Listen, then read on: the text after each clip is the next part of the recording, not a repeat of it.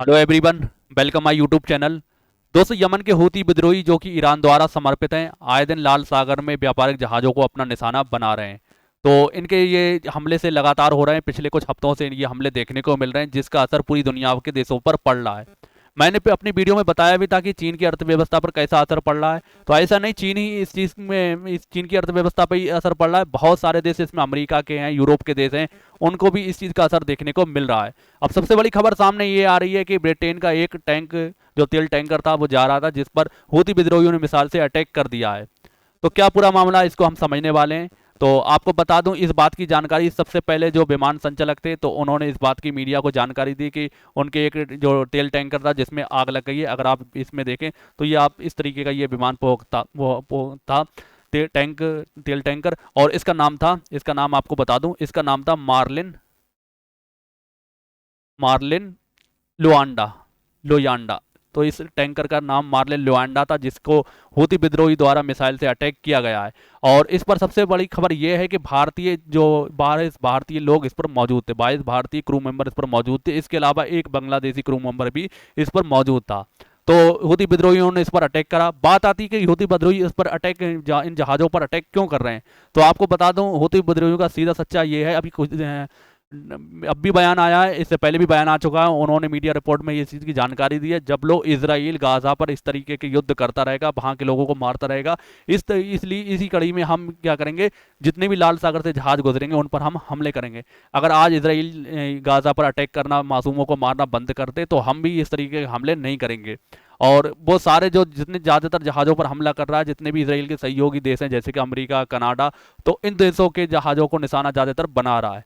तो उससे क्या हो रहा है, पूरी दुनिया की अर्थव्यवस्था डगमगा चुकी है। और सबसे बड़ी खबर ये आ रही है कि जैसे कि इस पर ये अटैक हुआ, तो भारत का जो विशाखापट्टनम पोर्ट था, तो इस पर इसको इस जहाज की चीज़ की जानकारी मिली और उन्होंने इस जहाज की आकर मदद की है। इस बात की कंफर्मेशन उन्होंने दी है। तो सबसे पहले आपको बता दूं, अगर आप देखें तो ये यमन है, यमन के ये लाल सागर है। तो इस लाल हूती विद्रोही जो यहाँ पर बैठे हुए हैं, और जो ईरान से पूरी तरीके से इन्हें पावर मिला हुई है, और यमन के ही ये हैं। तो इस रास्ते से जो भी कोई विमान गुजर रहा है, तो उस पर ये पूरी तरीके से अटैक कर रहे हैं। अब बात आती है, जो अब ब्रिटेन का जो तेल टैंकर उस पर हमला किया है, तो वो कहाँ पर किया है। तो ये आप देखेंगे अडान की खाड़ी ये कहलाती है। तो इसका जो टैंकर का नाम था मार्ले लोआंडा। तो इस टैंक पर इन्होंने हमला किया है। हालांकि इस चीज़, इसके टैंक पर हमला करने से किसी की भी मौत नहीं हुई है। इस चीज़ की कंफर्मेशन अमेरिका का कमांड, यूएस कमांड ने इस चीज़ की जानकारी दी है कि कोई भी इसमें मिसाइल के थ्रू कोई भी किसी की मौत नहीं हुई है। अब बात आती है, भारतीय नेवी ने भी इस बात की जानकारी अपने ट्विटर हैंडल से दी है कि हाँ, इस तरीके की घटना हुई है, और हमने क्या किया है, हमने उनकी जाके मदद भी की है। तो उन्होंने अपने ये ट्विटर हैंडल से इस तरीके का ये ट्वीट किया है, जो लिखा है स्पोक पर्सन नेवी। तो लिखा है, Indian navy is guided missile destroyer INS Visakhapatnam. Visakhapatnam जो था उसके पास से ही गुजर रहा था, उसे इस चीज़ के लिए पुकारा गया कि मदद के लिए। तो लिखा, deployed in the gulf of Aden. और आगे लिखा, responded to the distress call from MV Marlin Luanda on the night of 26 January 2024, यानी 26 जनवरी 2024 को नाइट के टाइम, क्या रात के समय, इसे हेल्प के लिए पुकारा गया। भारत का जो कौन सा है, आईएनएस विशाखापट्टनम। तो fire fighting efforts on board and distress merchant vessel in being ongoing by the NPCD. तो इस कहने का सीधा सच्चा मकसद ये है, इंडियन नेवी को जो आईएनएस विशाखापट्टनम था, वो इसकी मदद की है जाकर, जो कि मार्लिन, क्या नाम था इसका, मार्लिन ल्युआंडा। तो इस जो तेल टैंकर था, इसकी जाकर उन्होंने मदद की है इंडियन नेवी ने। आगे इन्होंने दे भी रखा है कि the MB has vice Indian and एक बांग्लादेशी क्रू ऑन बोर्ड, यानी कि उस जो विमान था उस पर सवार थे। तो ये हमले लगातार लाल सागर में हूती संगठन कर रहे हैं, और उनका मानना बस इतना ही है, अगर इजराइल गाजा पर अटैक करना बंद कर दे, तो हम हमले भी बंद कर देंगे।